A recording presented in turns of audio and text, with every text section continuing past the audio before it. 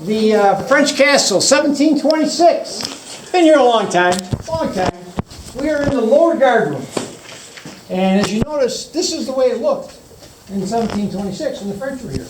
There was no amenities in this particular guard room because this is the guards that were here on duty. That's got nothing to do with the story. The story is that when we do the French and Indian War reenactments every year, we have a lot of media coverage, a lot of news, okay? Be it print media, television, radio.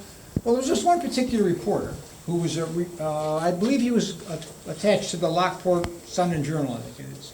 And he came up to Mr. Emerson, who was in charge of the fort, and said, you know what, Bob? Is it possible I could stay overnight here? What do you think? And Bob says, you sure you want to do that? He goes, yeah. Because I've heard all these stories about things that happen in the castle at night. Can I stay here and then I'll write a story? And he says, you sure you want to do that? Yes. He said, okay.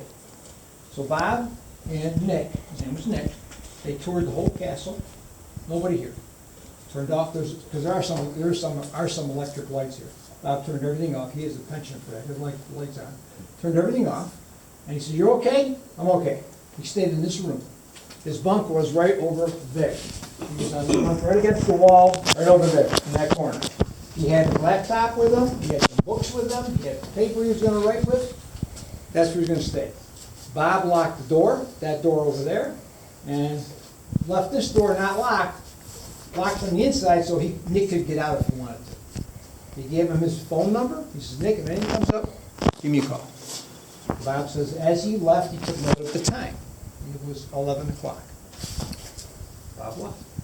Nick settled in over here in this little bunk area, kind of settled in for the night, started thinking about what he was going to write in his story.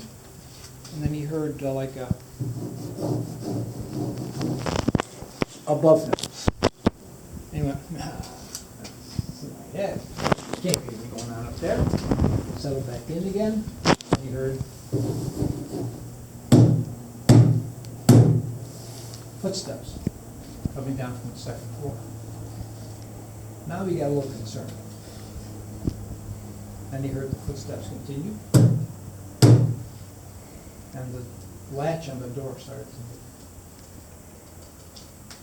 Bob, come and get me. Where are you? I'm in my car in the parking lot. What happened? He told him the story. Bob said, there's nobody there. Come and get me. So when he came, they said, let's go, I'll prove it to you. So they came back here, went through the whole castle, no one, nothing. And he said, Bob, or Nick, would you like to stay? No, I'm done. I got enough for my story. He did publish the story in the Lockport Sun and Journal. All of us that are here affectionately call him Nick at Night. That was his story. Nick at Night.